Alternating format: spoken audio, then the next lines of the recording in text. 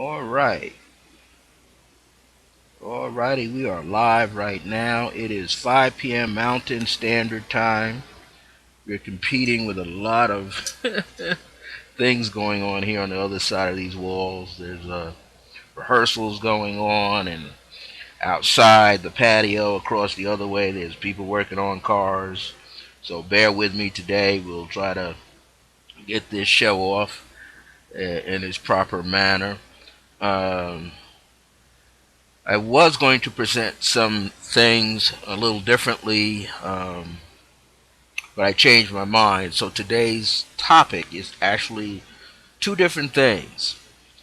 And before we get started, I'll just mention briefly what they are. My chat room is up and running right now. Uh, we're going to talk about decree and it shall be, and that's the power of the spoken word, speaking things into existence. And the second part is going to be a little bit about understanding your dreams. And then if the Holy Spirit leads me to add something else, I will. So we're going to do this show for at least 75 minutes. If it runs 2 hours, we might be able to get something else in at the same time. Through divine power and by divine grace, may all who are listening to today's show at this time live or in its archives, or hopefully you get to see it up over at YouTube. We're trying to put more things there when the show is over. We're still trying to get last week's show over there. And maybe in about an hour's time, we'll get this week's show over there. And so, may this show bless you in more ways than one. The reason why I say that, because it's really all about making things happen in your life. And this show, a lot of these broadcasts, whether it's every Wednesday on Blog Talk Radio, or I'm here doing this show, yes, Maria and Mike, and if it means for me to add other things. Now, also, what I do intend to do, um, and I don't know why this didn't come up before, but some people had approached me would I be teaching some classes, you know, and I've been pondering it back and forth a little bit, and I realized what I have to do is just put a lot of my stuff into a capsulated format. So that's something that I've been working on today. I don't know when I'm going to have it done, but I'm going to have a series of materials. And this is prevalent right now. So I'm going to put something together on numerology. I'm going to put something together on dreams. I'm going to put something together on meditation, especially the white light meditation, which is very popular that I teach. And a lot of this is going to be in a PDF format. And I'm going to create some pictures. I'm a good artist. I'm going to create pictures so I can put them into the PDF files as well. And also, I'm going to definitely put together some CD audio material. Now, some may have music with it. Others won't have any music, any sound whatsoever. So I'm going to put together a few of those items so that, let's say, we can populate your remembrance. That's what it's about, populating your remembrance, the garden of your mind. So you could start doing more things for yourself, and so you can begin to remember. To me, it's not about I need to make a gazillion dollars to help you. I just need to come up with a gazillion ideas to help you, and I'm quite sure whatever ideas that I come up with will not only serve you but serve me at the same time, but most especially serve you. So today I usually always have a standard set of decrees that I use. And these decrees were channeled to me, believe it or not. I have about 12 of them here that were channeled in 2010. This is when I lived back in New Jersey, and I used to have access to a friend's sister's home, and we would do our what we would do. We would put together a monthly meditation group, and I mean when I did them back then, the first Friday of each month. It was back in Paterson, New Jersey, the first Friday of each month, and people would come in at about get ready to rock at 7:30 p.m. and the channeling was so unique. And this is back then when Akhenaten was coming to me. The channeling was so deep and so long that people were filing out of this house at 11:30 at night, at 11 o'clock. That's how deep the meditations were, and people got information. So, and I also made candles for people, and what I call blessed candles, and the candles would go for about $5. And what happened was, each meditation that I was channeled in the morning for that evening, I would print up enough of them and I would put them with the candles. So, and you know what? A lot of people like that, and they said it really, really helped them out. So that's something else that I may go back to doing. It depends on what the Holy Spirit is seeking. So I'm going to, since we're in the month of May, I'm going to choose something here that is for the month of May. And these are what I call universal decrees. They actually have affirmations embedded in them without actually using the word affirmation. But it is a decree. So the first thing I should say here is explain the difference between an affirmation and a decree, so that you know that. You have to know the difference between the two. An affirmation is a statement that you make, and it means that what you are saying is true. Not only do you believe it in here, but we jump over the word belief, the hurdle belief, because belief also means not to know sometimes. You're not sure. So when you say I affirm something, you mean that you're making this statement and you're standing by it. You know it's true because you've experienced it on some level, and you know something about it, and you've seen it in action before. So an affirmation is really a spiritual statement where you are seeing principles. And what is a principle? A principle is a fundamental truth of all truths. So an affirmation is based on the foundation of principles. And when you realize that, so then what you're saying is true. It's true to you, you understand it, you live by it. Now the only thing is, here's the but. Even though you're making this affirmation, you can change your mind and say, well, I really don't agree with that right now.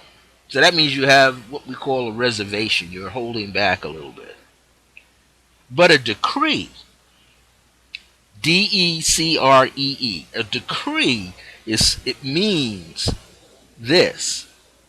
Decree is the affirmation, but there is no reservation in your mind, no doubt whatsoever. So that when you speak it, you expect it. When you speak this truth, you know that at some point this truth is going to materialize. Now, this is the divine feminine era that we're in. This entire 2000 millennium, maybe 2150 AD era. This is the divine feminine consciousness coming into being. So, I use the word materialize. It becomes concrete in your life. Now, that doesn't mean the word manifestation doesn't work here. The word manifestation means it came up in the process of the mind, of all the thoughts and all of the feelings. Now, another thing about this too that makes an affirmation work and makes a decree work. Both of these are prayers. Both affirmations and decrees really come under what we call a prayer.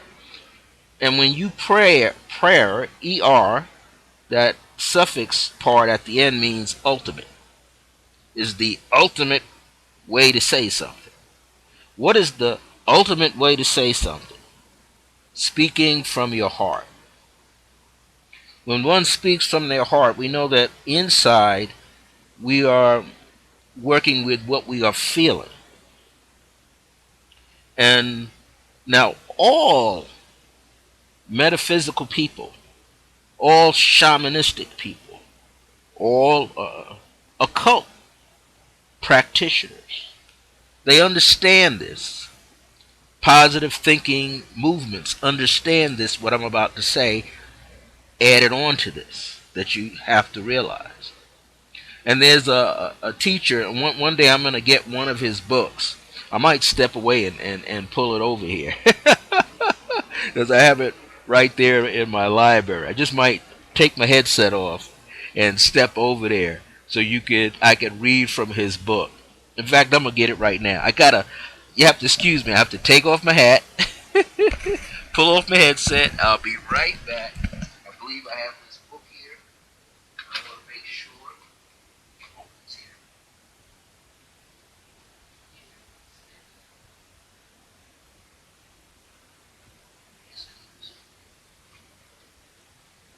All right. That did take long. Let me put on my uniform. One of the days I'm gonna get that hair to go black again. All right. I'm gonna show you his book. I get a lot of mail. He has since transitioned, but his material a lot of people use, and this is his picture. How many of you have heard of this man? Reverend Ike's Secrets for Health, Joy, and Prosperity for You. This guy believed in the consciousness of wealth. The consciousness of wealth. This is where I've gotten some of my material I want to say, because he said that thoughts. Now, the Kabbalion teaches, the Egyptian teachings, ancient Egyptian teachings called the Kabbalion, which talks about 7 principles. The first principle is the universe is mental. The universe is mental, meaning it's everything in the universe that you see pertains to a thought process. Everything you see in the universe, outside yourself and in your immediate surroundings, comes from a thought process. Another thing about that was the Kabbalion was all life is energy. And then it was the principle of duality. And then the principle of not only duality, but the male and the female principle. All these things coming together and reciprocity. Things repeat themselves. So, let me clear my throat here. One of the things he talked about was this. We have a little swig of water. One of the things he talked about was, and he would say it this way, he would say, the feeling gets the blessing. Now, he just transitioned. Reverend Ike transitioned in 2009, the same year that Michael Jackson did, within about a month time of Michael Jackson. Michael Jackson passed in June of 2009, and Reverend Ike passed in 2009 in July. He was born, I believe, in 1935, and he was first. His father was a regular Christian minister. His mother was a school teacher. They grew up in, I believe, in South Carolina, but they were considered, as they use the phrase, dirt poor. They didn't really have anything, and he always believed that he would be wealthy one day in his life. And what had happened was he basically believed in it wholeheartedly, and he was a chaplain in, I believe, the United States Army. I believe it was. Yes, United States Army, and He eventually uh, started his own church once he got out of the army with his own money, about $235 or $250. And basically, what had happened to him, somewhere along the line, he started hearing about positive thinking, affirmations. And I believe the person who touched his life was the late Dr. Norman Vincent Peale. Norman Vincent Peale, Peale. Norman Vincent Peale, he was one of the people in this New Thought era of time talking about positive affirmations that he would utilize while looking at the Bible. Another person who is affected by that, but he doesn't really tell you, is Joel Osteen. If you ever listen to Joel Osteen, Osteen, his late dad was someone who was a part of, kind of straddled the line between a Christian Bible outlook and positive thinking. And the New Thought era movements began, um, I'm going to say, under the spiritualist communities that were here in the United States that also were connected over in England. And a lot of the New Thought teachings started coming up around the late 1920s, early and mid 1930s, 40s, 50s. They started to develop. They had the Divine Mind Church, and after the Divine Mind Church came along, kind of neck and neck was the Unity Movement, which is now the Unity Church, which is housed out there in Unity's Hall or city out there in Missouri. And then the Science of Mind with Ernest Holmes. These all began. Now, Unity and Science of Mind are still around. And then you've got someone like Dr. Michael Beckwith, who took it a step further in the New Thought process, and he just jumped all the way out. But his foundation, Dr. Michael Beckwith's foundation, is the Science of Mind teachings, which they call now the Center for Spiritual Living. So this gentleman, he was the first to uh, take it on a larger stage. And he stepped into what I refer to as Asiatic communities, or so-called black communities, Latino communities in the South. But then he came to New York City, up in Washington Heights, West 175th Street and Broadway. And what he began to do was, now some of the things seem to be a little funky, I would say. However, how he raised money, but they weren't illegal. He really had a spiritual gift for prayer. And he had people make hundreds of donations, but he also was extremely empathic and extremely psychic. And he also invested in stocks and bonds and made a lot of money in stocks and bonds during his time. And now his son, only son, and his wife is still alive. His only son, Xavier, who he ordained a bishop before he passed away, uh, is now running his huge ministry for him, for the family. But I wanted to bring him forward. I might read something from him.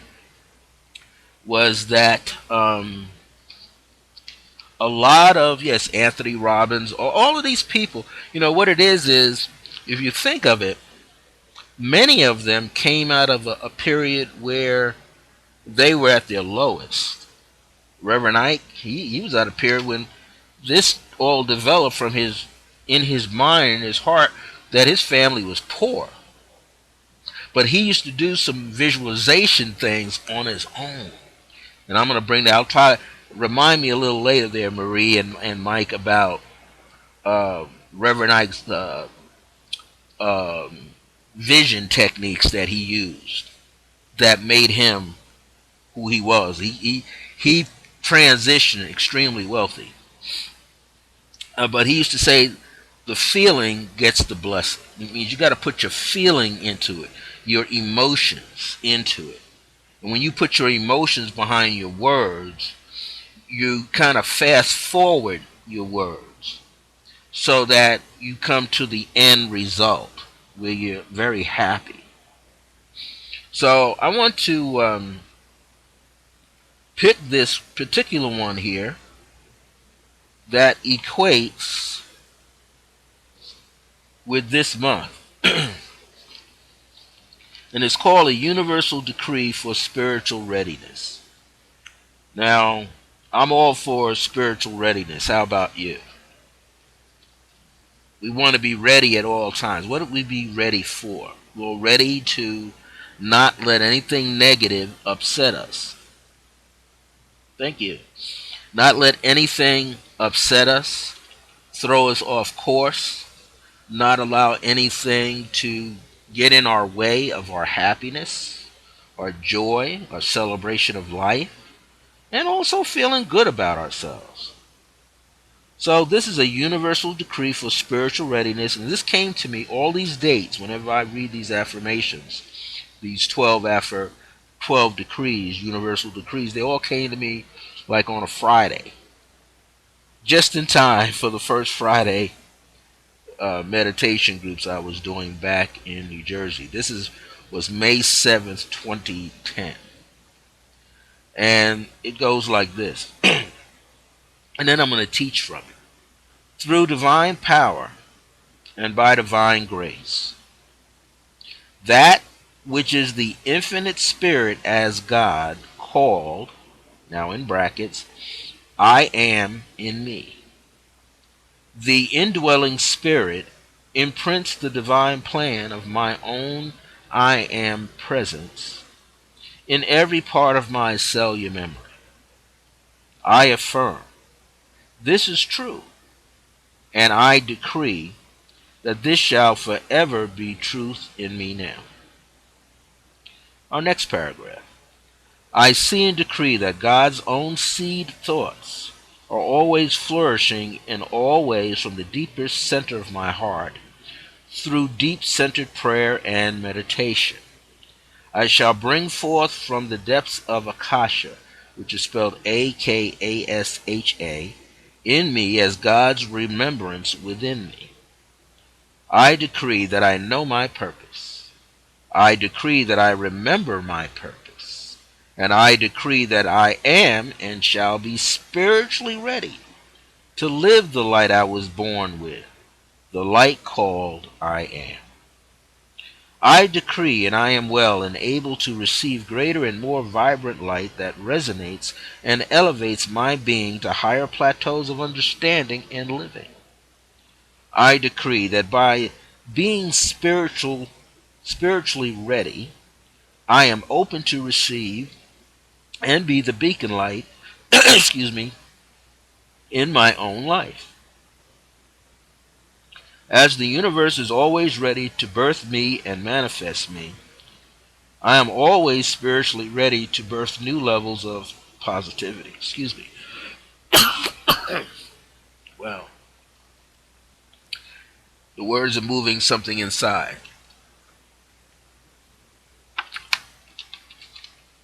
I don't have a cold, but the words are moving. It's setting up a vibration. I love reading decrees because they set up an internal vibration that goes on. So, as I was stating here, I'm going to go back. I decree that by being spiritually ready, I'm open to receive and be the beacon light in my own life. As the universe is always ready to birth me and manifest me, I am always spiritually ready to birth new levels of positivity, of unconditional love, infinite harmonic peace that shall prosper everyone abundantly for the highest good of all. So I'm going to go back and teach this. I see, decree, and understand that the universe protects and guides me and supports me as I am a dedicated student. Now, what's another word for student? Disciple. That's what a disciple is, a dedicated student. of the light of the great I Am presence. I see, decree, and it shall be that I now realize that I am, in capital letters, in me, resides in heart, mind, meaning heart dash mind, instead of just the mind, the heart, the center of the mind of God, as a pure seed of manifestation. And I see, decree, and it shall be that my spiritual life as light is ready to materialize on and throughout Mother Earth and beyond as I am. Now, it was interesting when all of this was coming to me because this was channeled direct from Spirit. So see how clear Spirit can be. We can have Spirit guides and they can give you stuff and it doesn't come clear. But when I say the Spirit, I say the Holy Spirit of me, I'm talking about the God presence in me. The God and Goddess present inside of me. The I Am presence. The divine nature. So the divine nature, when it speaks, it is speaking truth. Therefore, it didn't stumble. It gave me the words. I could see the words in my mind. I could feel them. And I could type them out. And I was literally at the computer coming out of a meditation when it came to me and it just started flowing. And the title didn't come first. The title grew out of this. The title grew out. I just knew it was a universal decree for. I just didn't know for what. But once it came out and I read through it and meditated on each section, I realized, wow, I know what the rest of the title is. So, therefore, a universal decree for spiritual readiness. So let's go back. It says, through divine power and by divine grace. The reason why I use that phrase, because our life is like it could be a narrow or broadened avenue, like a boulevard. The path that we are on can be narrow or broad. So we need the energy of divinity, of a divine force, to pull us and push us through un what uninterrupted. So we want our words to speak forth something without interruption,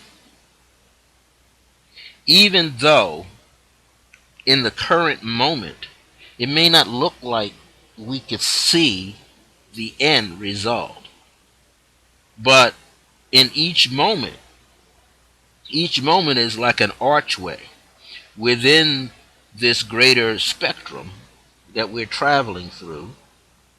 And each moment we see clarity. Even when it's in the midst of things that appear to be chaotic. We know spiritually that even in the midst of darkness, light will present itself. And this is why we need both darkness and light. When the mother carries a child in the womb, there's no light there.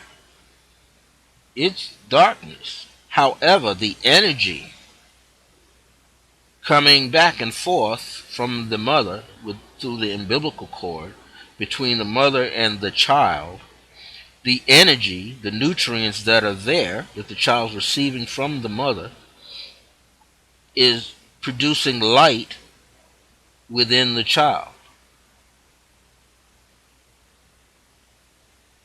Should I say that again? This is how the divine source of energy moves sometimes. It's telling me to repeat that again before it gives me something else. The nutrients that the mother takes in, the mother representing all of creation, as the mother is representing all of creation, infinite. Within creation is every nutrient that's possible, and it's all infinite, and it's passing through the mother, through the umbilical cord attached to the baby.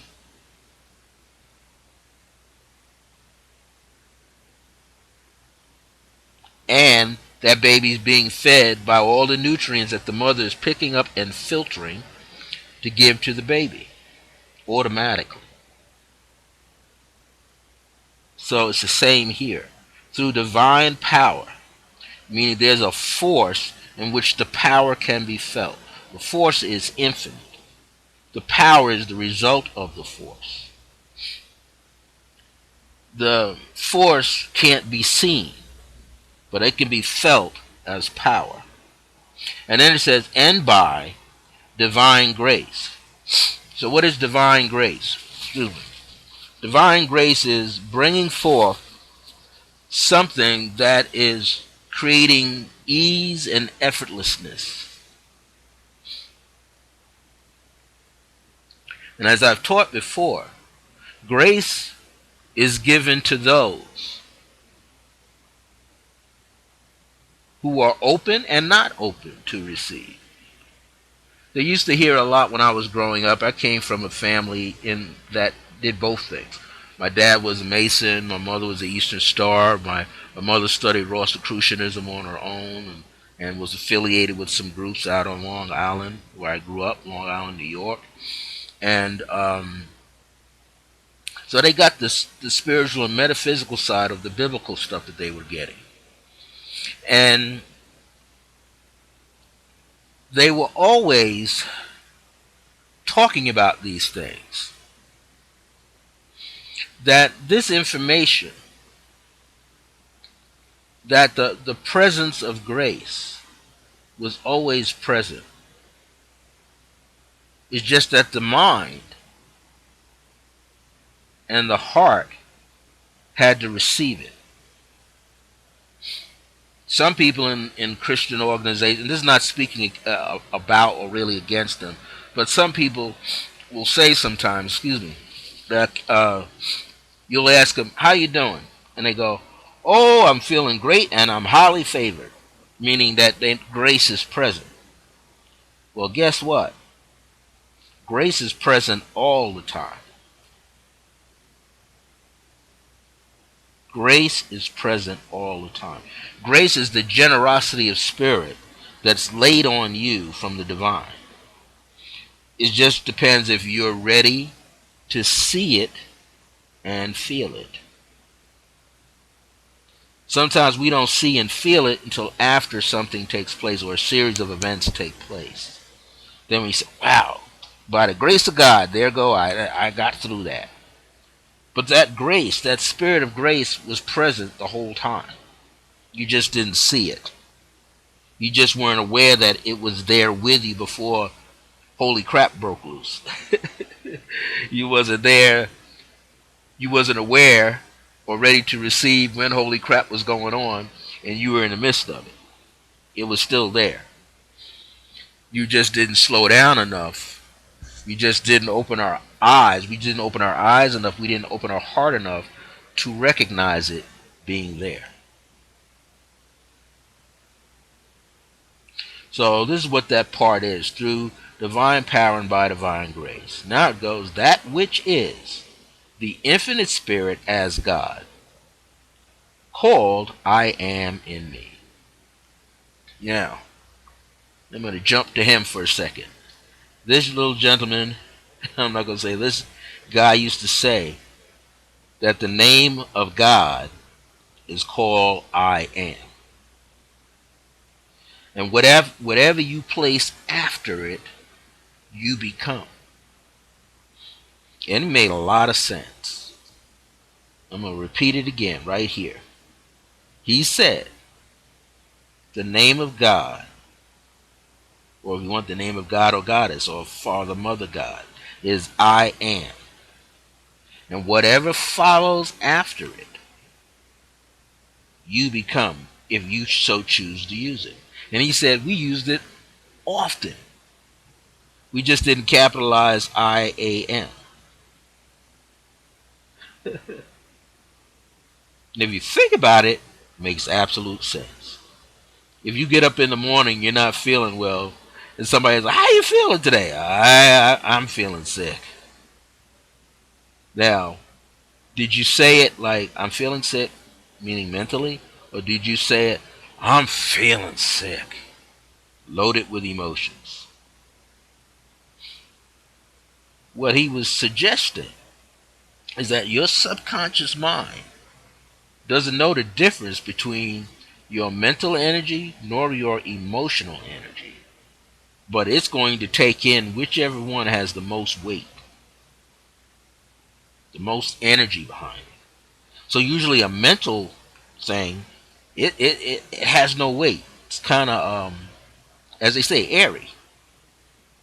Where something emotional's got a little weight behind it, a dramatic weight behind it. And we know that if you say, well, I'm feeling good today, you know that emotional energy goes uphill when you say it. If you say, well, I'm feeling sick, then you feel the energy come down. In fact, those of you that are in the chat room, just say it out loud. But say, I'm not feeling well. Just say it and then cancel it out of your mind. Just say, I'm not feeling. Put the emotion, I'm not. And then pause and see how you feel.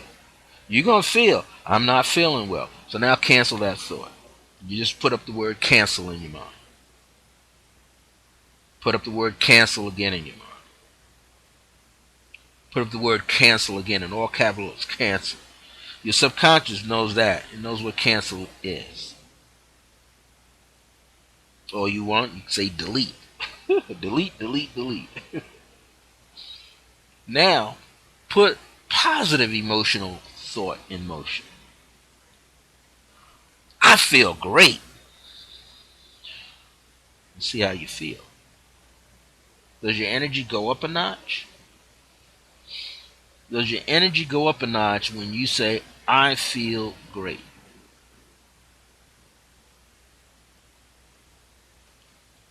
So I'm going to put an affirmation in here, a decree. So I'm going to put it as an affirmation first. I affirm that I feel great now.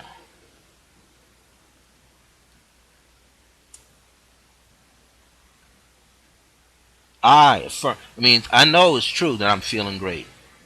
Now, people say, well, he's sniffling. Yeah, I might be sniffling, but I'm still feeling great. When we're feeling great, you're able to convince the rest of your body that you're feeling great. Because you've invested emotion into the concept of you feeling great. So now that you know that you could do that, what would be the next step? Well, the next step would be to decree it. So I'll go, I see. When I use the word see, that means I understand. I see and decree that I am. Now I put in capital letters, see, the name of God, I am. Now put in brackets, the name of God, I am, is feeling well. I am, we don't have to say is, I am feeling well. This is just a demonstration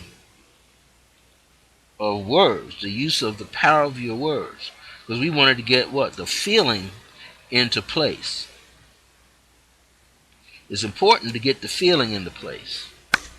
And I remember when I used to go to certain jobs, when I was younger, and people would ask me, how do you feel today? And it was so early in the morning, I'd go, I don't know. Ask me a little later in the afternoon, I'll let you know by then. But as time went on, I would take that a little further, and then I'd go, well, I'm feeling great, even if I wasn't. But because I was telling myself, and Reverend Ike would say it, you have to tell the mind what to think. or the mind, like your ego, will wander all over the place.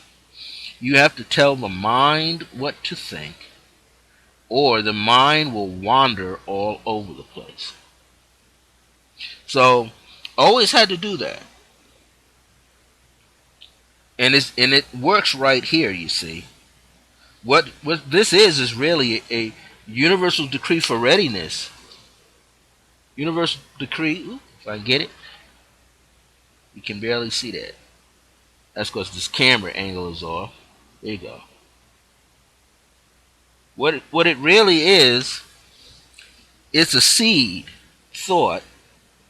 It's a command at the same time. It's a remembrance at the same time. It's a seed thought, planting it in the consciousness of my mind, letting it come down into a feeling into my heart.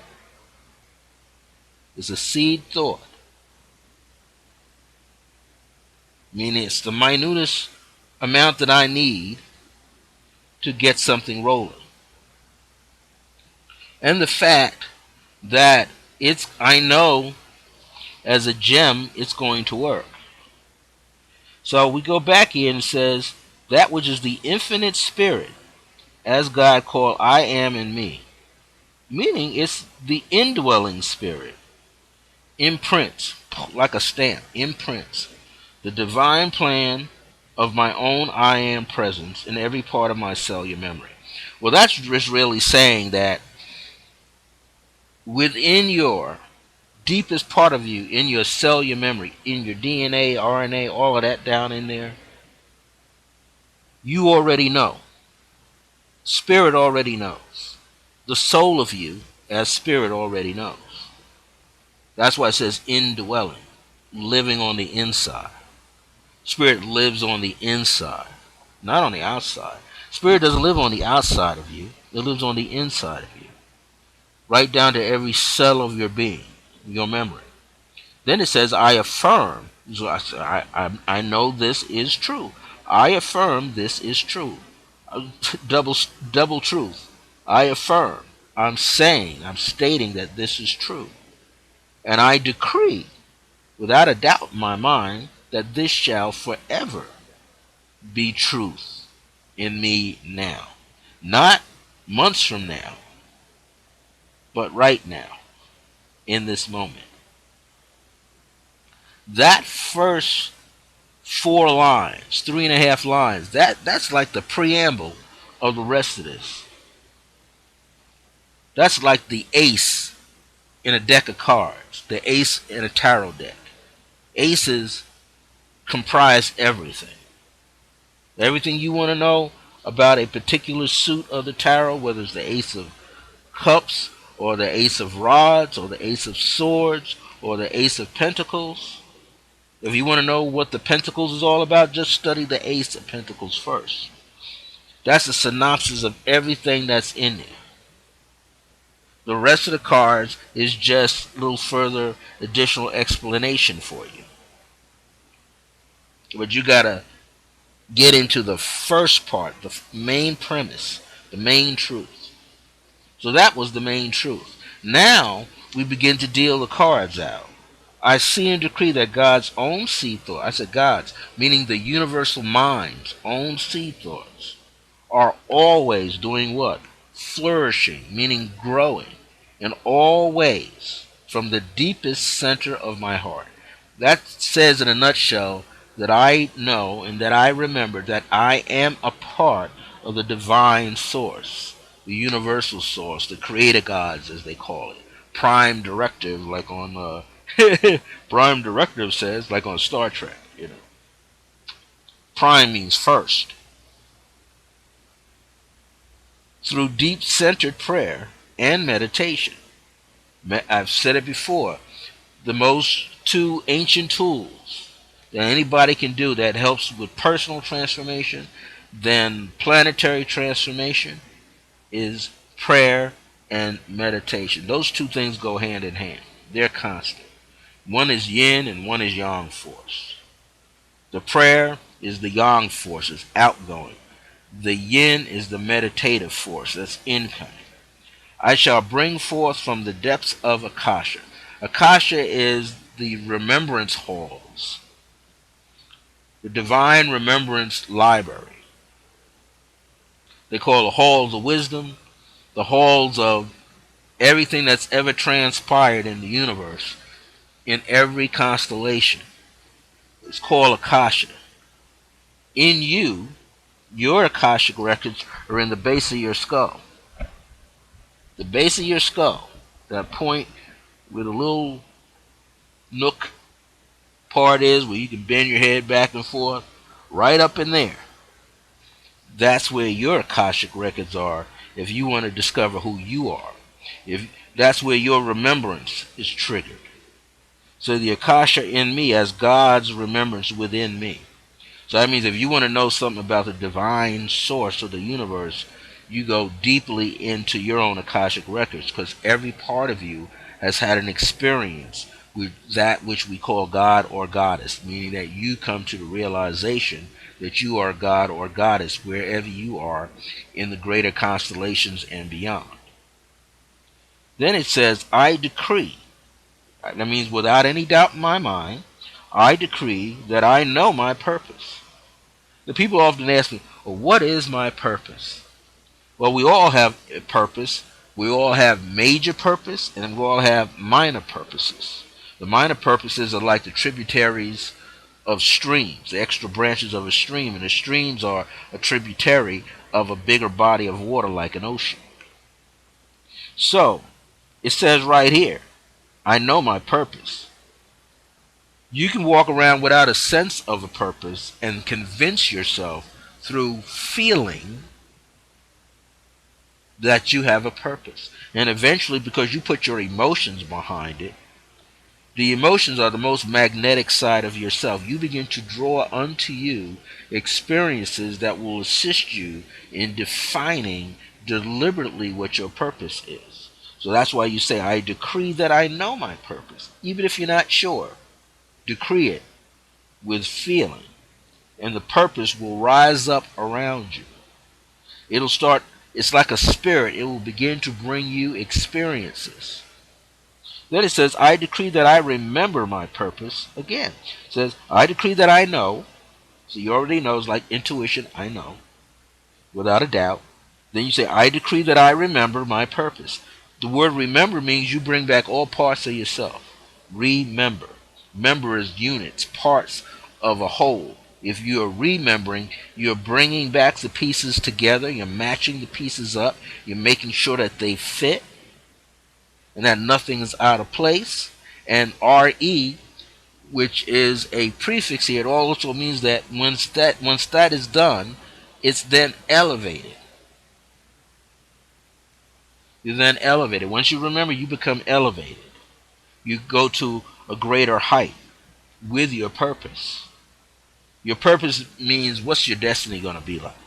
And I decree that I am and shall be spiritually ready to live the light I was born with.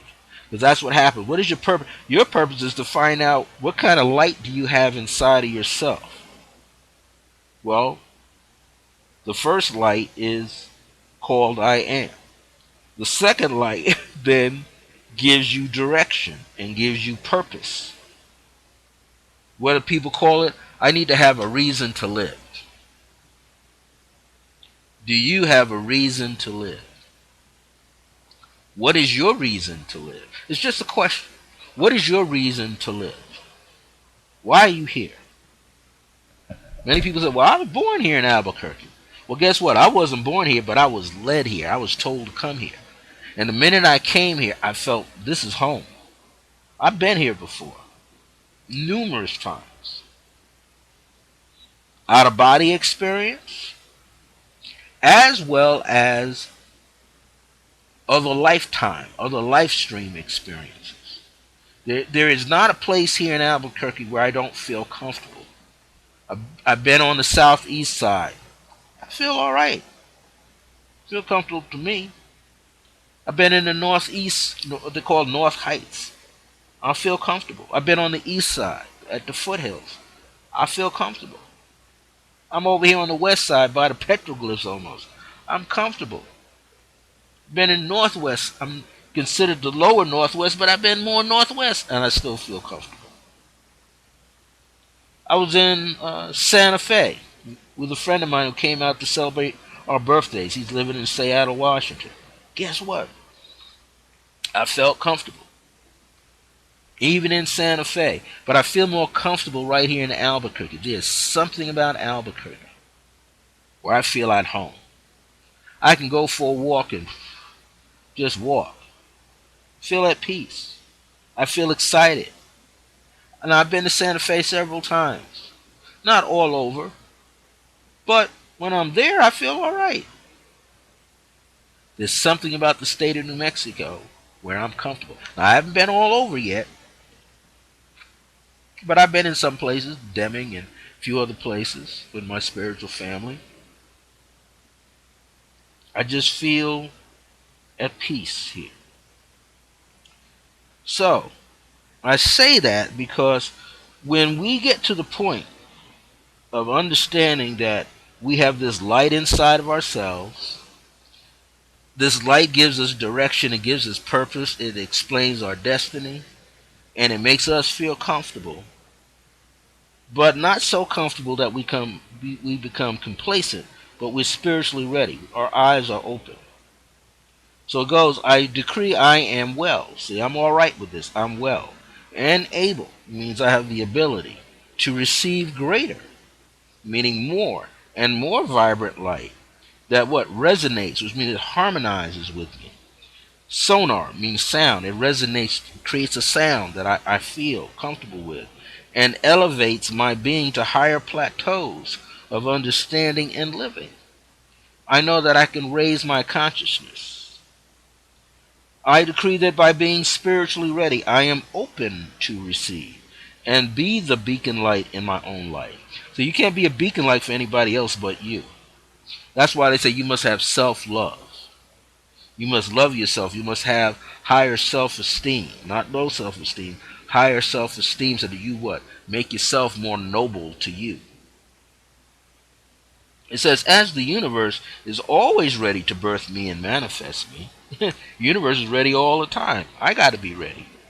I am always spiritually ready to birth new levels of positivity, of unconditional love, infinite harmonic peace. Not just plain peace, peace that's harmonic, perfect peace, that shall prosper everyone abundantly for the highest good of all. That's one of the most important statements. It's not about prospering yourself first.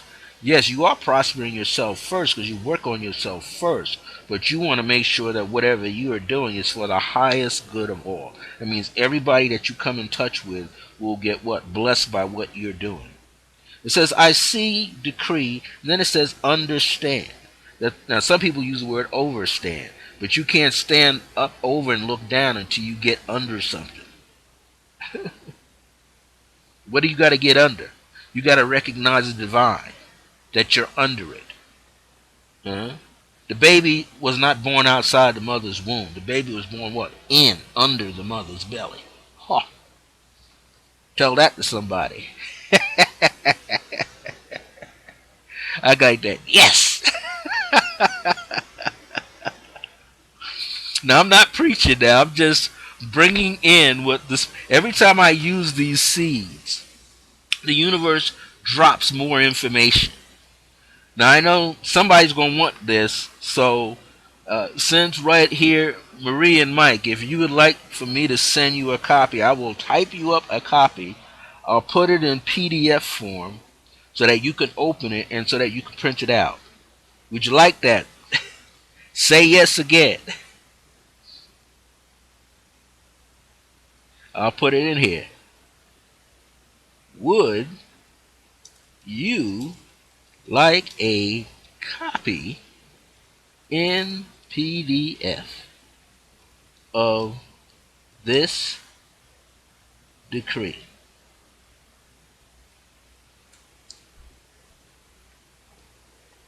If you do, say yes.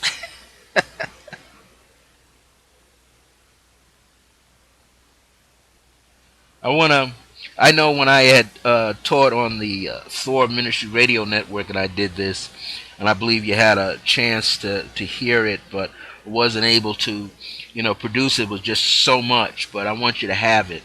So this is one of the things that one of my PDFs that I'm working on. I got to learn how to do an ebook, you see. So one of my PDFs that I'm working on is spiritual prayer book, and this is something that people can use, and I know that these work. I use these all the time. That's why they're universal. Well, let me finish this up because we can move into our second segment, which is on understanding dreams. So let me finalize this with two more paragraphs, statements. I see, decree, and understand that the universe protects and guides me and supports me as I am a dedicated student, meaning a disciple of the light of the great I Am presence. The I Am presence, that was taught by a gentleman, Godfrey Ray. Look up that name. Godfree Ray, Ray. He was also a positive thinking spiritualist who talked about the I Am presence. That was back in the early 30s or 40s or 50s. And many people back then, see, a lot of these spiritual teachers were back there teaching these things. And as I said before, Reverend Ike himself came across it at some point. And it changed his world. So much that he went from being this poverty-stricken minister, struggling minister, to one who did nothing but talk abundance. And he talked about it boldly. Prosperity and abundance. Before he left this world, he had 4 Rolls Royces. Not Mercedes Benzes, Rolls Royces. And on his property, at the time he lived in Beverly Hills, Los Angeles area, they say you could go to his house, drive up onto his property, and he would have 4 different Rolls Royces pointing in the 4 cardinal directions: north, south, east, and west. He did that symbolically. He always dressed the part. That was another thing he said. You want to be wealthy, dress wealthy. You must have a wealthy consciousness. Money is a currency. It's a form of energy. Money is a currency. So don't look at your coins, your pennies, your nickels, your dimes. Look at them as currency in concrete form. Your bill money, your checks, currency in concrete form. It's energy. He said, and once you develop the sense that it is an energy, it is a consciousness unto itself that is real and exists, alive and well. If you want to hear more about Reverend Ike's teachings, all you got to do is go on YouTube and just type in capital REV period IKE. Now, he called himself Reverend Ike because his father's name, his first name is Frederick. By the way, Frederick, person that has the name Frederick, that's a ruler, by the way. His father's name was Ike Rencoder.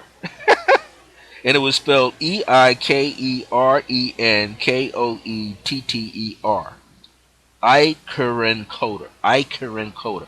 But when he was at West 175th Street and Broadway with this big old cinema, Lowe's Cinema, that was built way back in the 30s, the vaudeville time, the 20s and the 30s. During the time they had something called a Harlem Renaissance. That's something you should look up. Harlem Renaissance. That's where all the Asiatic or so-called black and Latino performers and artists had like a rebirth. And Harlem used to be very prosperous back then, from entertainment to artists. And he was putting up his name. Now, he didn't write Reverend Dr. Frederick Ikerencoder. He couldn't put Ikerencoder all the way across. It was too big, too many letters.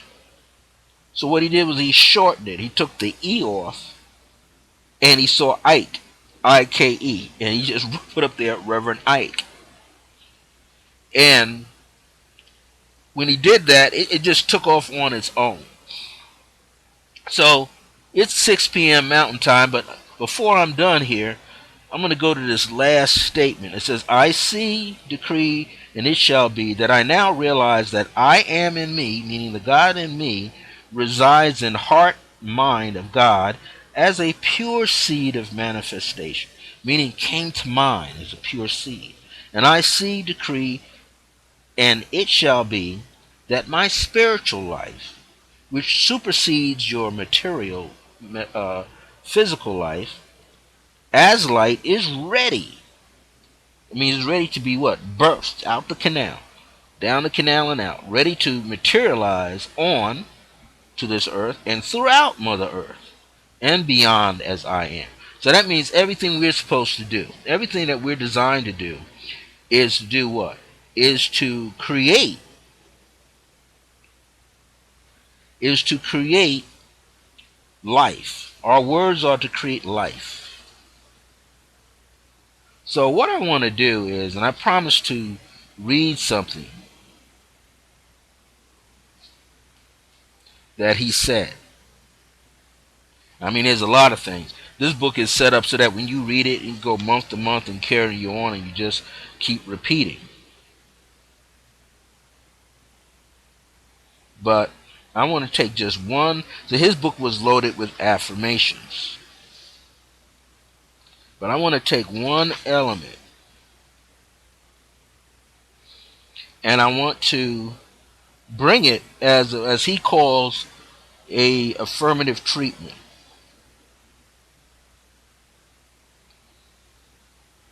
And there's one close to, I said spiritual readiness. So I see here there's a chapter 27 that's called Spiritual Independence. And this is for Independence Day. And that's even before Independence Day. So, and that's in July. So let's pick something that's going to get us kind of close. Independence Day is July.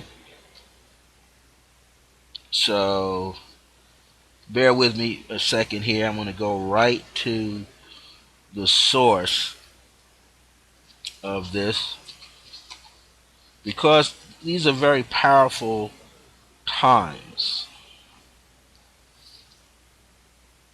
So he has something for every week. So I'm going to do it by week. So January had 4 months, 4 weeks. And then you have February had 5. February had 5 because it was a leap year. And March, I believe, had 5. They kind of follow each other. So we kind of know 4, 4, 4. So we know the first 3 months is 12, right? And then April's another 4, so that's 16. And we're in the 2, so this is 18. So all I got to do is go to chapter number 18. Yeah, you'll like this. It says, God has given you the winning power.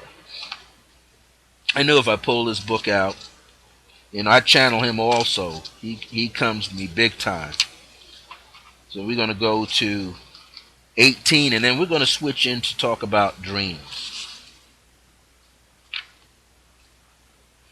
I mean, he has some catchphrases that he would use.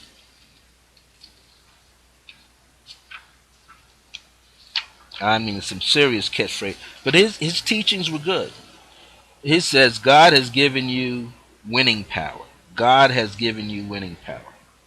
So he says, a science of living principle is, go forth every day with the attitude and feeling. See what I used? Word was feeling. He added attitude. He said, go forth every day with the attitude and feeling of a big time winner. Woo, isn't that something? Go forth every day with the attitude and feeling of a big time winner. Now let's jump to his affirmative treatment for that. His affirmative treatment for week 18, which is right about now. His affirmative treatment is, I have what it takes because God put it in me. What I said earlier, seed, thought. It's got to go into good soil. It's got to go into some consciousness.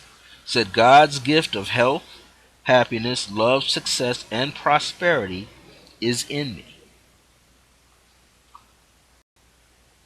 He didn't say outside of you, not born on the outside of you, on the inside of you. He says, I look to the presence and power of God in me for continued health, happiness, love, success, and prosperity. Then he goes, thank you, Father, thank you, God, in me. So he's saying the Spirit called God, and the Spirit called Goddess. The Spirit of divine Father and Mother, your divine parent, divine spiritual energy is not outside of you. He says, never, he's saying in so many words, do not look outside of yourself. Look within. This is why all of these positive treatment spiritual thinkers tell you everything you're seeking is on the inside. Let's look what he would go if he was here, what he would do for the following week, next week. He says, how sweet it is. He said, this is for Mother's Day. Now, we just had Mother's Day. All right? So this is the one. He says, how sweet it is. He says, the science of living principle. So we're actually week number 19. We just was experienced Mother's Day just recently. Mother's Day was Sunday. So he says, you are responsible for making every day a happy day. When God individualized himself in you, he gave you the power, the ability to have all the good you desire. So, what did I say in here? I mentioned something about being able. I said right here in the fourth paragraph, I decree I am well and able to receive greater and more vibrant light that resonates and elevates my being to higher plateaus of understanding and living. See, what happens is a lot of people, and all of us do. I'm gonna put it this way: all of us go through moments where we have these ups and downs.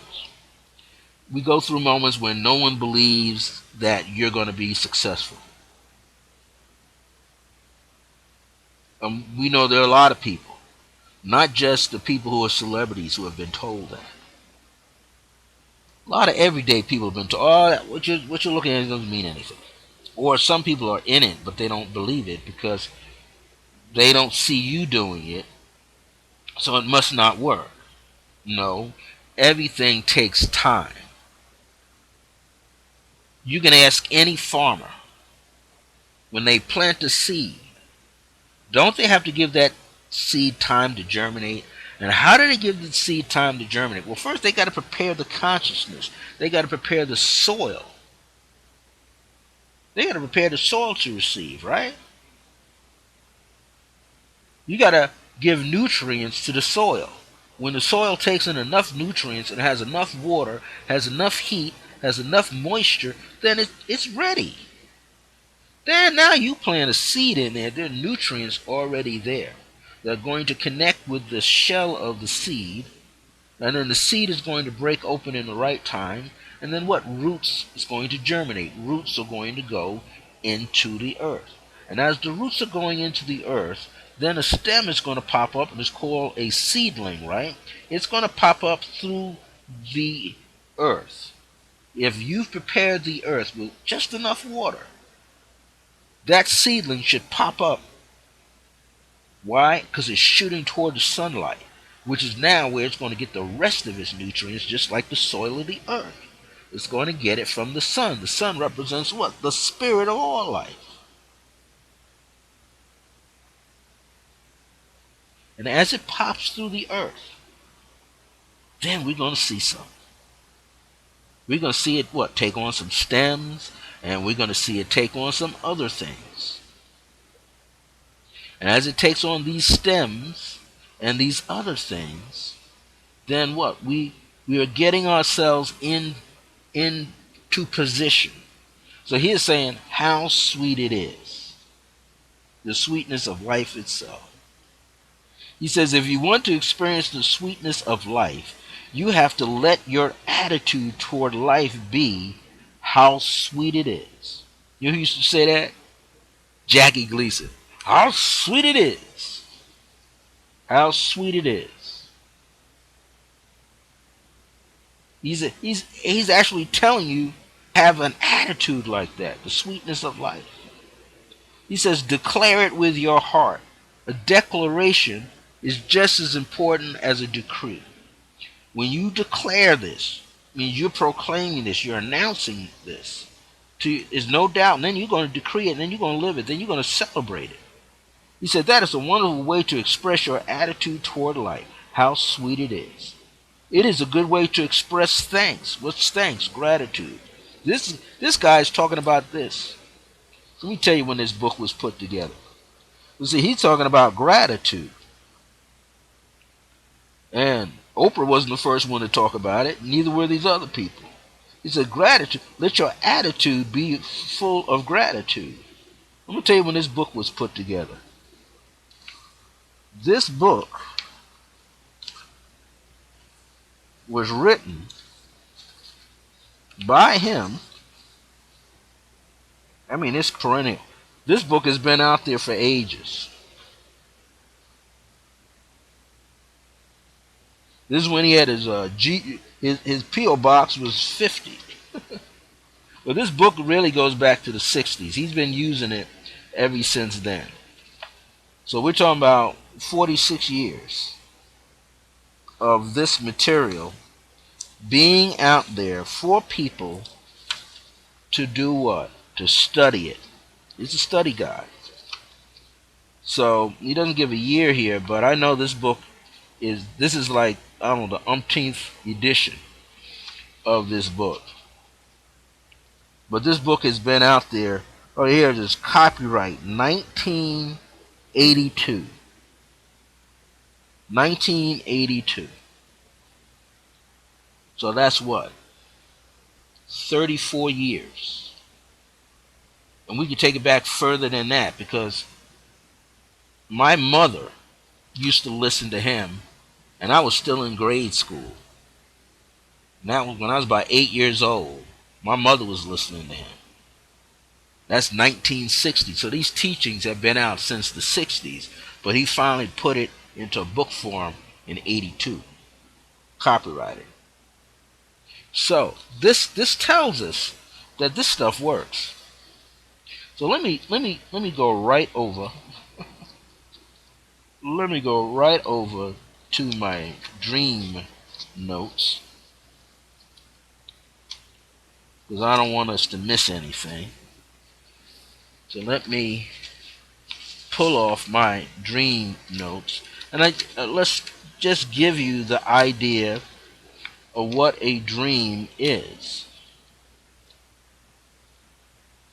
because that we have to know. See, if we know what a dream is, then we have the idea of producing over and over and over again without feeling lost. Here it is. Without feeling lost at all. The time is 6:13 p.m. Mike and Marie, I'm going to see that you get this. Even if it means I may have to retype it and get it out to you. These are some of the things that eventually I'm going to get into PDF form. So, from one of my programs, when I was on another Blog Talk Radio, I talked about dreams. Understand your dreams.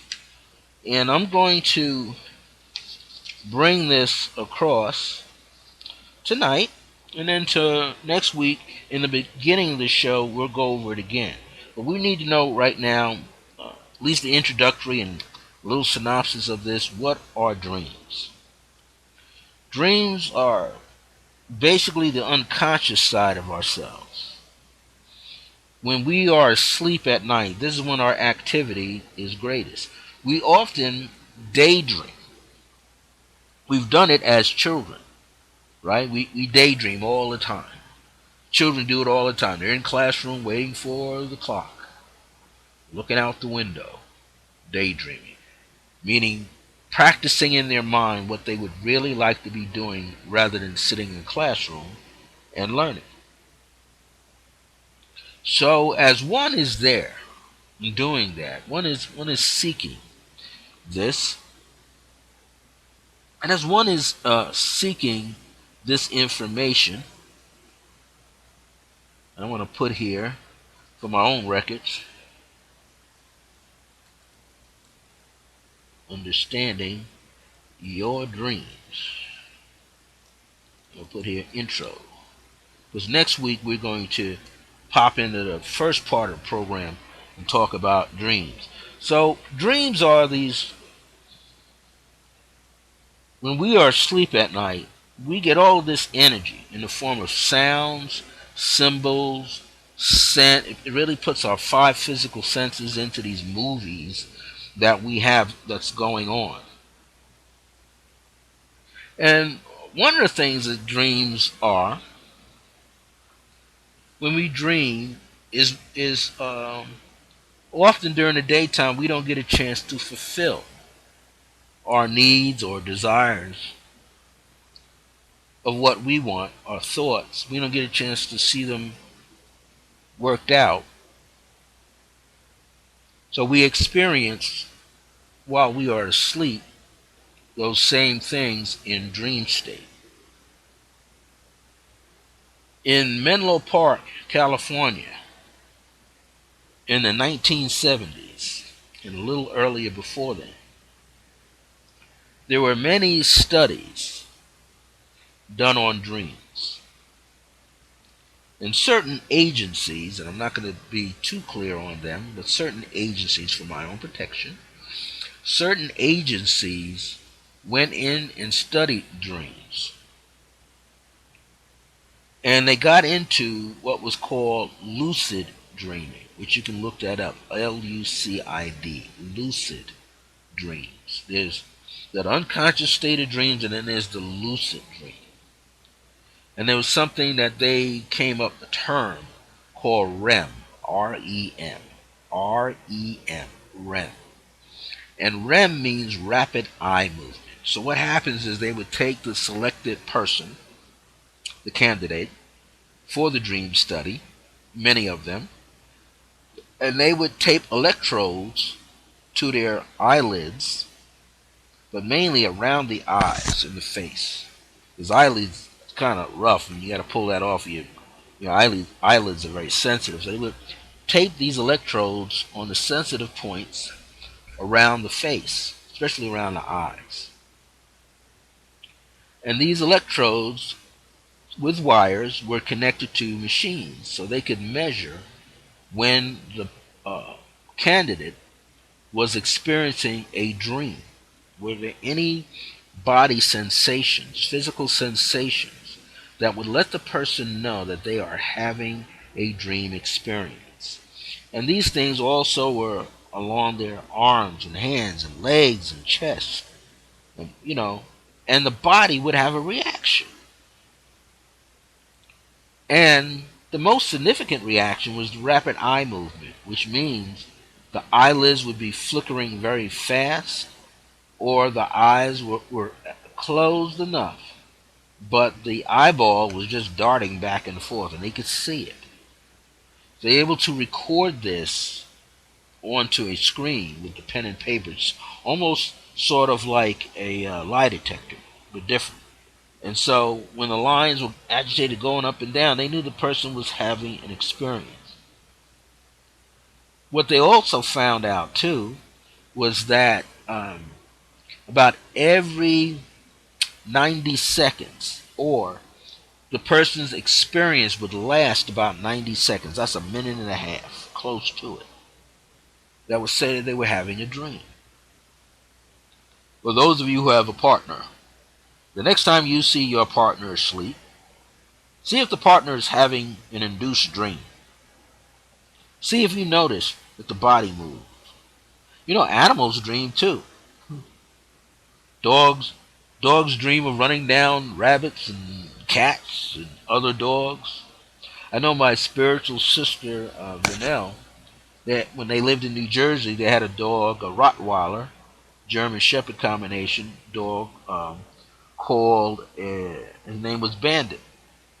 And Bandit had weak hips, which was seen to be a trait of the dogs who have a lot of German Shepherd in them, the hips would give out, with big, robust upper body, chest, and then narrow hips. And during the daytime, Bandit couldn't walk well.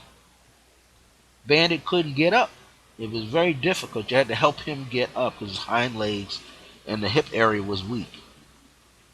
Well, Bandit would be running in his sleep.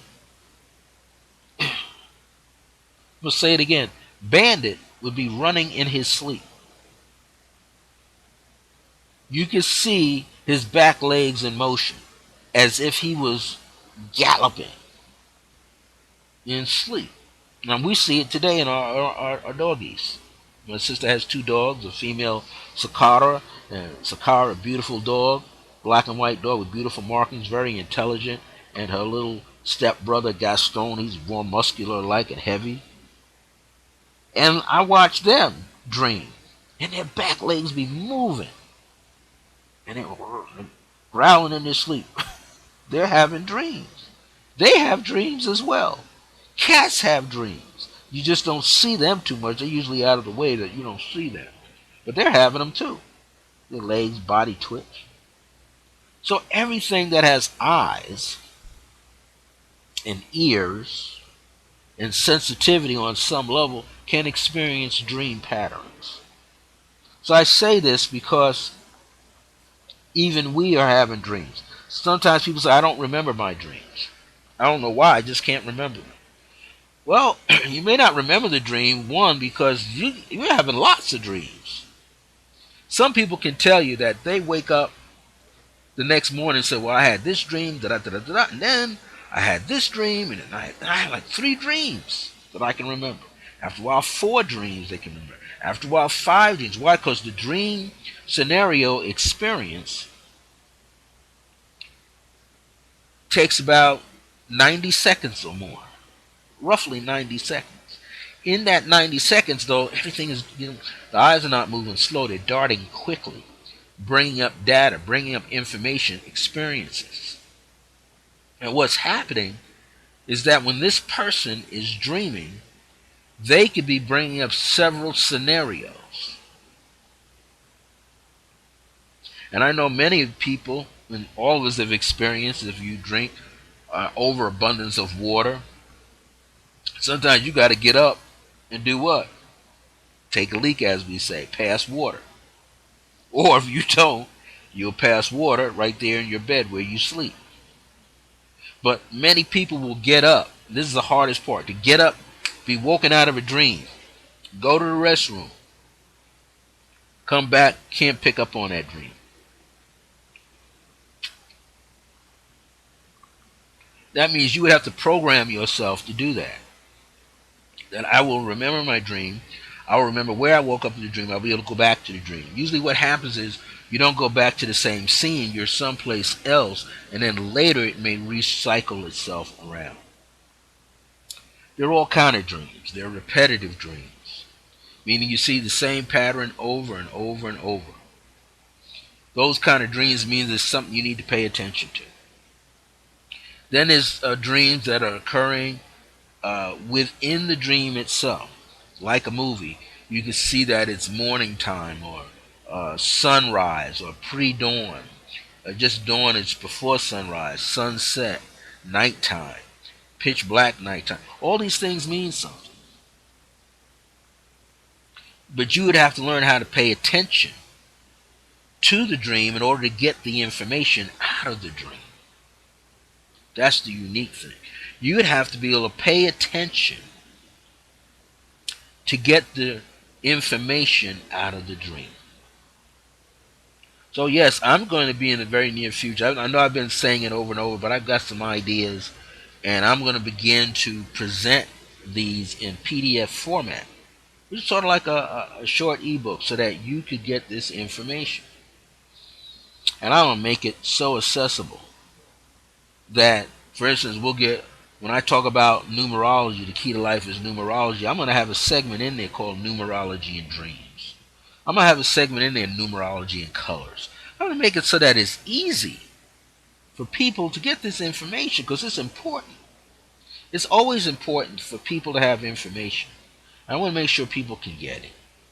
So, and you'll be able to pay for it cash or send a check or send a money order, or if you got PayPal, you'll be able to PayPal me and get the information until it runs out. And so I don't think it's going to run out because I'm going to make sure I'm going to have it in CD format so I can pull it from a CD, make sure it's on my hard drives, make sure it's on a flash drive, so I can go in there and pull that information up and send it to you. You'll be able to get this information. Checking my time is 6:25 p.m. It's not good etiquette to be drinking on the air with a bottle of water, but it's the easiest way. What I want to say here too is that with dreams, the time of day is very important. The weather and the four seasons is equally important. The four elements is also important. All of these things you see in dreams is hinting, helping you to understand your dream. Then there's also not only just colors and numbers, but people that you know, people that you don't know, babies, buildings, modes of transportation. All these things are important when it comes to studying dreams. All these things are important because you're trying to figure out what it all means. So when you're trying to figure out what it all means, you need a guide. And again, my purpose when I bring this together so that you can get it, it's designed to trigger something inside of you so that you start to remember. That's the whole purpose. I've known for a long time that I'm here to turn up the light switch on the inside of your heart chart. Help you find a way to turn it up or maybe turn it on. So, what we want to do is we want to understand how dreams play such an important part of our lives. And then there will be something called dreaming for success at another time. How can you use dreams to help you bring into your life what you want? You know, how to make your purpose stand out. How to bring that purpose on board. And how to do it now. Because while you're doing it now, that's helping you do what? It's helping you move forward when you can do it now, as opposed to waiting for it to come to you. See, we don't have to always wait for the opportunity. Sometimes we just have to act on it. That's what the late brother Reverend Ike was saying. He said, how sweet it is. But he said, be responsible and act on it. Act on the idea. Don't wait too long. Because then if you wait too long, then your courage kind of peels away. If you wait too long and start double checking with other people, you might stumble upon somebody who had difficulty doing it. And that person had difficulty doing it, then they might spoil it for you. You might find a negative thinking person and they go like, ugh, that didn't work. I tried that. You don't want to do that. Well, it didn't work for them because maybe their attitude wasn't correct. Maybe their drive wasn't correct. Maybe they just didn't have enough drive. Maybe they didn't have enough information to assist them to move forward. Or the only other thing was, only two things, maybe they're just too lazy, ran out of gas emotionally and mentally, or they picked the wrong time. These things happen. But when you know that you're destined to do something, when you know you're destined to do it, you don't give up. You don't quit. Quitting is the worst way. You know you want to exhaust it. You try just about everything. Usually when you're about to quit anyway, that's when something pops up. Why? Because we say in the metaphysical community, you kind of took your hands off the steering wheel, and you decided to let the divine guide you. So here's a brief synopsis, because next week we'll go a little deeper into this energy about dreams. Let me talk about right here the times of day. It is essential to know the times of day.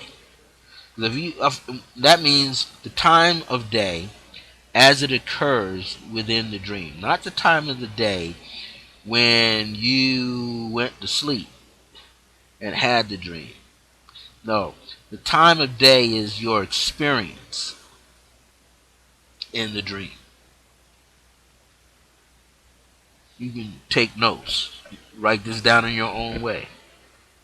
The time of day denotes the importance of the dream in terms of its stage of urgency. The time of day denotes the importance of the dream, meaning the information that's coming out of the dream that's trying to give you a hint, an idea what's going on in your life, what's about to come up. It represents the stage of urgency. So, at dawn, if dawn or sunrise is in the dream, this is more or less an infancy stage of your dream event. I mean, it's just now happening. And if it's just now happening, it means there's a little bit of uncertainty that's going on in your life. There's a little bit of uncertainty in your life. An event or an issue in your life may not be important yet, or may not be giving you quite enough information for you to act or even react at that moment in your life. So you're just seeing it come up. It's like seeing the sun come up on the horizon. All you can do is enjoy it coming up. You don't know what else it's bringing to you. So you just enjoy that moment as you see it. It says you will need to look closely at your life, the people and the conditions that are in your life.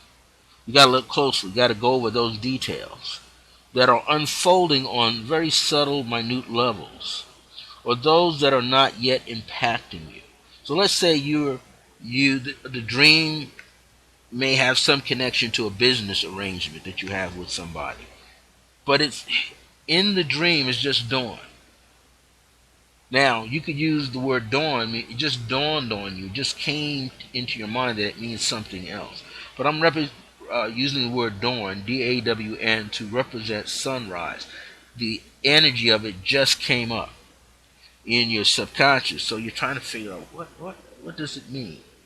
So you start looking at everybody to try to get what it could mean. Now, what if you had morning time? Morning in the dream. This suggests a feeling of a few hours, is suggesting the time of day. Now, that means in the dream, if you could be lucid enough or conscious enough or in your memory bank, you would have to be able to do what? You would have to be able to determine what time of day. Is it like, if it's morning, is it like 7 or 8 a.m. in the morning? Is it after sunrise? Or is it in the noonday, or midday, in between those hours? This states to you that the event is just now unfolding, and you should do what?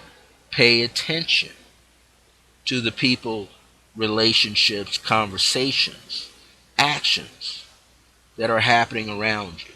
So when you have the dream and you know it's morning time, that in a being is trying to tell you, pay attention. What's the relationship between you and this guy? Is he your friend and your boss, or your co-worker, where he works for you? Is it a sibling? Is it your mom and dad? Is it your partner? Who is this person? Is it your neighbor or a stranger? Start paying attention to what you're hearing that's going on or seeing each other do. Because these things, the actions in a dream, also lend a sense of flavor and points out something to you. So now what happens, you can ask yourself the 5 keywords that all journalists and reporters ask. Those 5 are who, who, who's in the dream, what's going on in the dream, Can you determine when, this scenario is taking place? Where is it happening? And how? By what? So these things kind of describe the persons, the events, the conditions, and your actions or reactions that you might have or others will have in the dream, portrayed by the dream. Noonday means pay close attention. It's noon in the dream. You may have seen yourself look at the watch.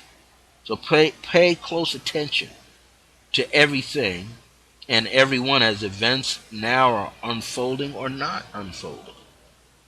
Be more of the observer. On point. Spiritual readiness, be the observer. Be ready. Use your intuition. Use your gut feelings. The psychic side. Meditate on the things that you see going on in the dream. You knew it was noon. Now, meditate on the dream and then be very observant of all these things going on outside yourself. Afternoon or early evening in a dream. This means whatever is happening or about to happen is now growing critical for you. It means it's a sense of urgency that in the dream that you notice it was afternoon leading into early evening. That's like after sunset, them next 2 hours. Just like on a regular clock. You start paying attention. This is the time now you got to figure things out. Start asking questions. You got to confer with those who are close to you to help you gain insight into your life. This is something that you want to do. It's important. It's important that you start really paying attention to what is going on in your life.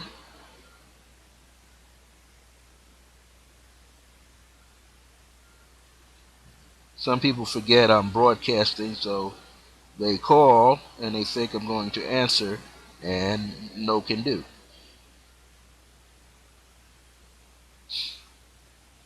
So, what happens is you've got to, like, if you're seeing that time frame in your dream, afternoon going into early evening, meaning that it's since we're in daylight saving time, early evening is what?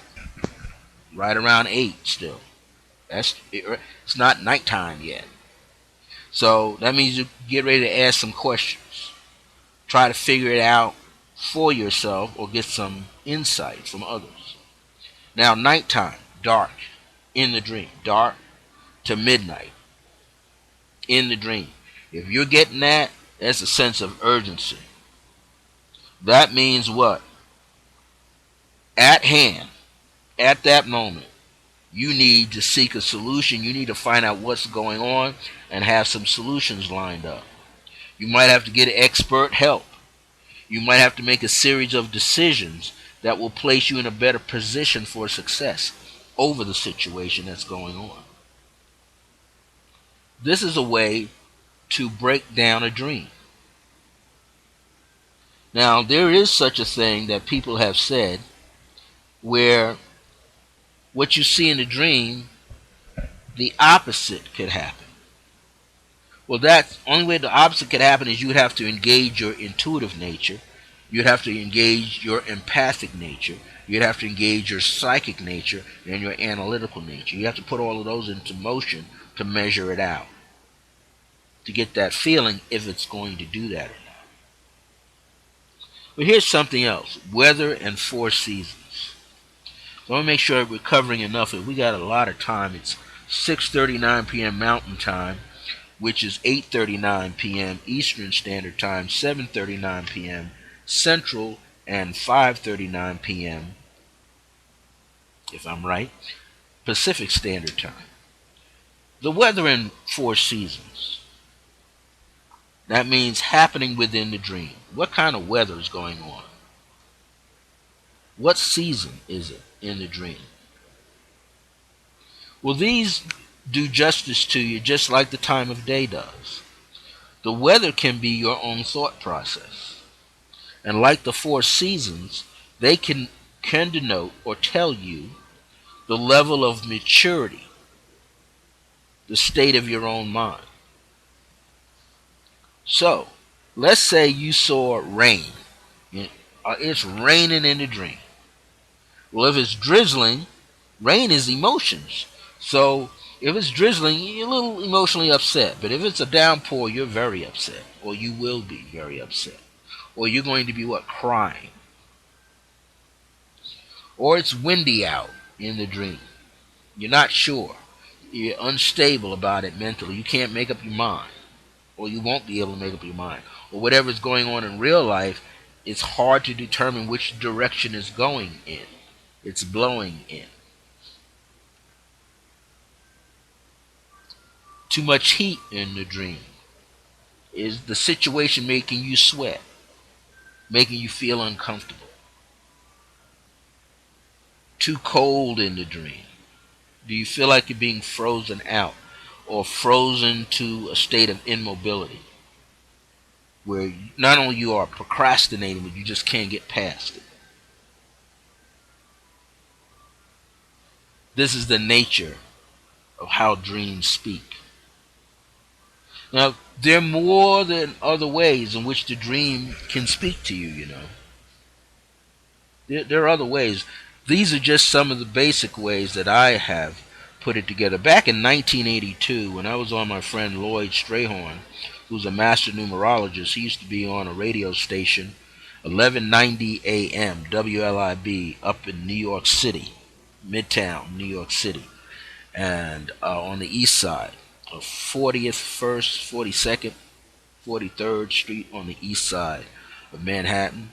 And in the building called the Crystal Building, we were up on I think the 11th floor of that building. And anyway, we would be up there and they would have the show going on, 7th or 11th floor. We would be up there having the show going on.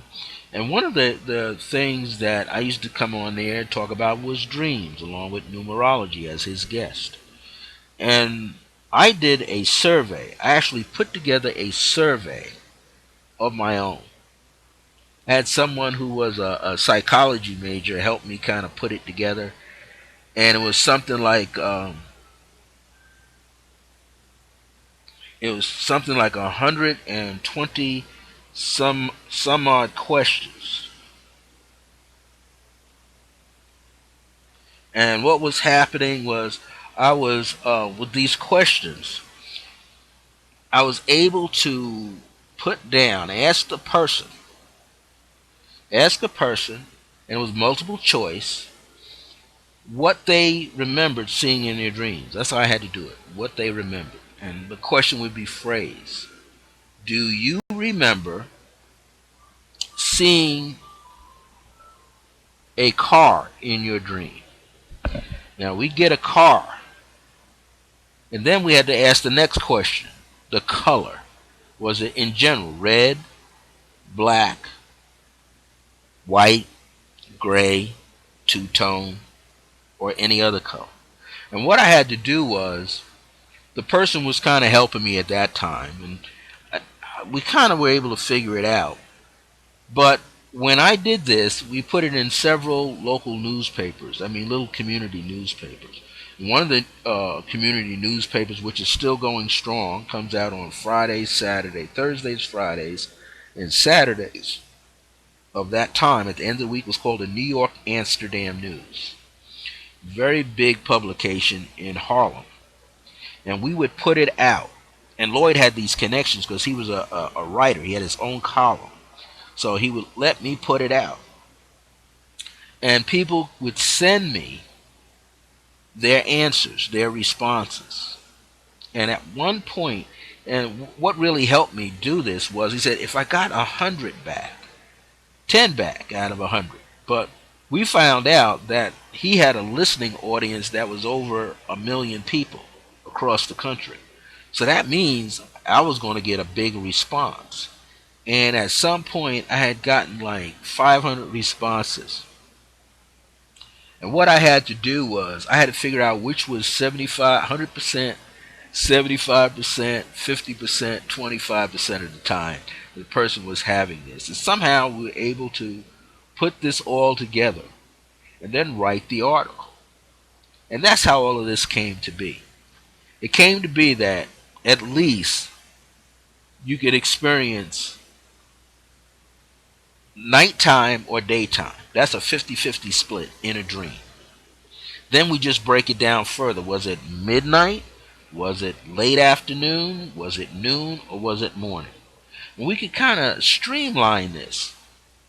And I had some friends who knew statistics, and we began to pull it out about babies and buildings and cars. Was the person driving the vehicle, or were they a passenger? Were they in the front seat as a passenger? Were they in the rear seat as a passenger? We could figure all of this stuff out. And it helped me to really understand back then. That was in 1982. It took about 6 weeks to get the information, put it together, and build up the statistics. And I needed a lot of help to build up the statistics. And then come back on the air 6 weeks later and talk about it. And sure enough, when we did this, I realized that I could help somebody with their dreams. Because I could tell by the way the person was explaining the dream that sometimes they left certain things out that they were unaware of, meaning they couldn't remember. So it was always this opportunity to use dreams like a measuring stick. You see, what happens is you're using dreams to determine what is going on in your own life. That's why you're having dreams. And it's such that the Aboriginals would say this. Aboriginals, shamans would say that the dream, the things that you have experienced in your dreams, things you experience in your dreams are really the reality. And what you're doing in your waking state, that's the illusion. Aboriginal medicine men would say that. Shamans would say that you are walking around in your waking state, looking at all these illusions in the matrix of the mind. And then you go to sleep and have the real experience. Well, that's something. When you could go to sleep and have the real experience, then you stood what? You stood the test of time. That means you can interpret your life. You can live a better life. Because in the dream world, you're supposed to be able to control that. So that's why I used to teach a class back in the 80s, Dreaming for Success, because I learned that your dream state is more important than your physical world state. What we see with these physical eyes, that's not the true reality. What you are experiencing, having the out-of-body experience and all that, those things are real. And those things help you navigate this field of life down here. So this is why positive actions, words, positive thinking, affirmative treatment, things work. Why? It's reorienting your mind. But you're trying to reorient it out here. The best thing is meditate on it and take it into the dream world with you.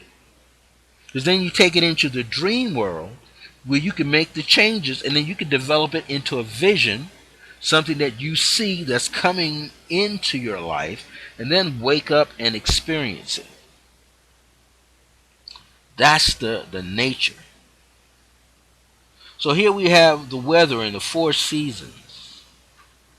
4 seasons of the maturity of your mind. If something is going on in the springtime, like the time of day, springtime is just relatively new. But pay attention. You got to pull out as many details and generalizations, but details. You have to be more observant. But it's the summertime. Things are generating. A lot of energy picking up. So it's summertime of the dream. Everything is very active. Everything is displayed so you can see it. Autumn or fall in the dream. Fall season. Autumn. That's when the leaves are turning from green to the beautiful yellows and oranges and dark browns that we see, and little bits of purple in them and blue. When you have that experience of autumn, fall, that's going into the elder time. That's when the situation is more like an adult. Summertime is like a teenager. Springtime, it's a baby. But now, the wintertime aspect of the dream. Wintertime aspect of the dream is what? The wintertime aspect of the dream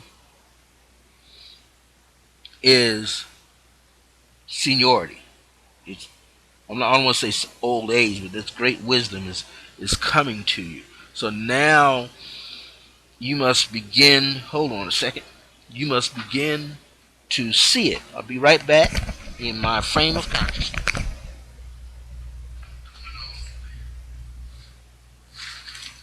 I believe someone is at my window open. Maybe someone is barbecuing outside. Wasn't sure. Just want to make sure I'm not having any hazards where I'm living. All right. So all these things are happening. The four seasons can tell you something about your dream. They're like the time of day. What else? What else can we see? We could see We have about 9 minutes left. We could see that the four elements also give us a state of mind.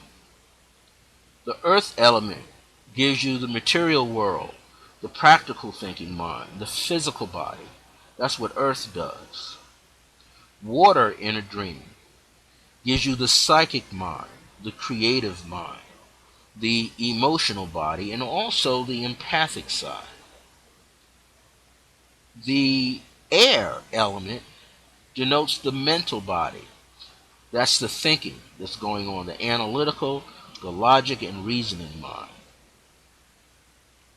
The fire energy in a dream denotes the intuitive mind, also the empathic mind, and the spiritual body, spiritual mind, like how much wisdom has been acquired by you.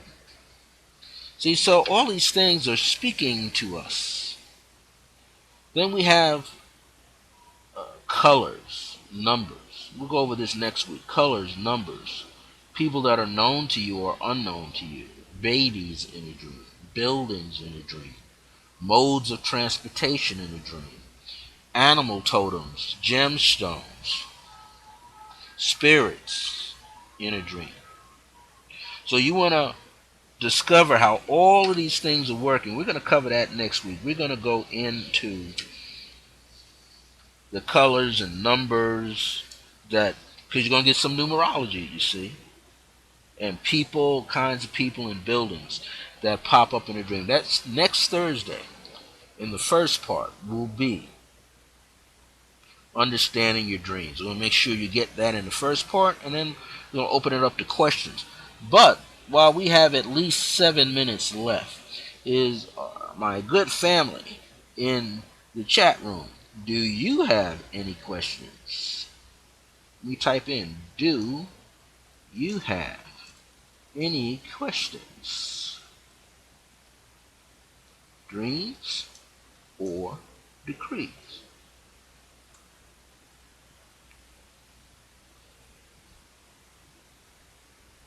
Do you have any questions? We know that we get a lot of information that comes in our dreams, and it helps us to remedy life situations that are going on for us. And so we realize we have to do some work in terms of understanding how dreams work, and why are we having these dreams? Can we can we somehow use the dream like a key? I like to just let the Holy Spirit flow. Alrighty. Well, we know what that means. We know that we want to hear a message from upstairs. Alrighty. And I love to always pay attention to a message. And I'm looking over here at my buddy on the wall. So I asked him if you had a question. And here's his question, but it's to me. This is my man Akhenaten says, do you, meaning us, know who we really are? Yes. I'm always meditating on him, and he's always bringing something into my consciousness. And you all gave me something that was beautiful. Yeah, you can call me as soon as the show goes off. As soon as the show goes off, when I sign off, you can give me a call. It was amazing information tonight that fell through. So I'm going to answer the question for us. Akhenaten's question says, do you, meaning us, know who we really are? And I'm beginning to remember I am a divine spirit. I'm consciously aware, and I understand that I have the keys of remembrance. I understand that I'm here to help other people remember who they are, and that no matter at what stage that they find themselves in, doesn't matter what age, doesn't matter if they're teenagers, young adults, if they're seniors, life is not over yet. Our life is not over yet. I'll say that again. Our life is not over. So if our life is not over, I'm going to go back to this guy, give him the credit, Reverend Ike. If our life is not over yet, that means it's constantly in motion because we are constantly in motion. And as long as we are allowing ourselves this opportunity to feel freedom, to have the attitude of freedom, as long as we are keeping ourselves active, because that's important, the mind should never be too idle, and the mind should never be overly active. We have to find that middle line, the axiom, the middle point. So we have to be active enough, think enough, design enough, be more creative, but then know when to relax the mind. That's why prayer is important. That's why meditation is important. All forms of yoga are important. All forms of internal martial arts are important. All forms of qigong, external martial arts are important. Art, music, all these things are important. They help lend balance, and they help relax the mind, allow us to go deeper inside the energy field, the current energy called the mind. And when we do this, we are blessing ourselves. We have 2 minutes to go. So these last 2 minutes, I'm going to reiterate that next week here on the Circle of Grace 1 with Brother Francis D. Revels-Bey, that's me, we're going to, in the first part of the show, and it could be 30 minutes, 40 minutes, we don't know, we'll just let the Spirit, as my friends here say, let the Spirit move me. We're going to talk about understanding your dreams. Also, the spirit of Reverend Ike is in here. He's probably been on me all day, so he says, make sure people get this. This book is still out, so make sure that they get it. And as he would say, he says, health, joy, prosperity for you. He would always, if he said the word secrets, he would say it like this, Reverend Ike's secrets. He put that S sound behind it. He understood energy. And how is that the flow? So we might use some of his teachings. And when you're broadcasting, they said if you're going to use somebody's teachings, you give credit. So I'm going to give the credit to this guy because he pops up when I do readings for people too. He pops up with some information. Some of this information is beyond what he has already written here. One of his titles was from Possibility Path to Reality Road. Whew. This guy had information. Yeah, turn to it again. The sweetness of life. Take positive action. Count your blessings. Be grateful. So get it into your head. Count your blessings. Know what's on the inside of your mind. He'd always say, you tell your mind what to do before someone else does. That's something. You tell your mind what to do, how to feel before someone else tells your mind how to feel, how to think. In other words, free yourself. Keep yourself free. As we wind down, for anybody to watch this show later, if they want to, as I said, if you want to find out more about Reverend Ike's teachings, they can go to YouTube. I'll give you the link. The link for the YouTube channel for Reverend Ike, you type in www.youtube.com /user user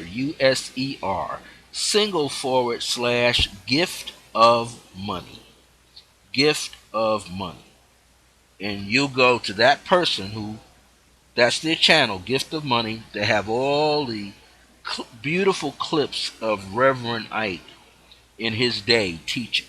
You get to see him and the energy of him presenting these teachings, which are still good today.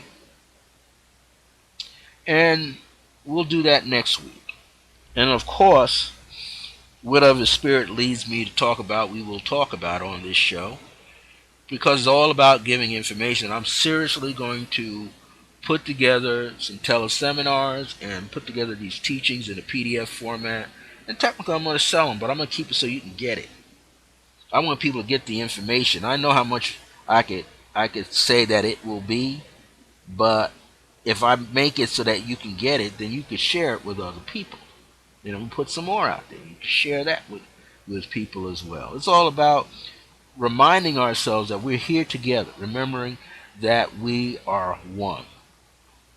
And when we see ourselves as one and the same, then we're in a field of consciousness, in a currency of energy that is revolving and rotating and elevating us all at the same time. So I'm here with the U-ring. The U-ring. That's it. The U-ring. Uh-oh. There's the U-ring to help you remember. That's why I got it on, to help me remember. It's the U-ring. I'm helping you remember like I'm helping myself remember. And we do it out of happiness. When we do it out of happiness, it makes it easier to do what? Remember. I always used to teach my Tai Chi classes back in the day on Long Island. I wasn't the physical martial arts warrior guy. I was always taught by my teachers, because they understood who I was, that I wasn't the physical warrior. So it wasn't about the kumite, the fight. It was about how to engage the spirit, the chi, the spirit, and utilize that within your circles of life.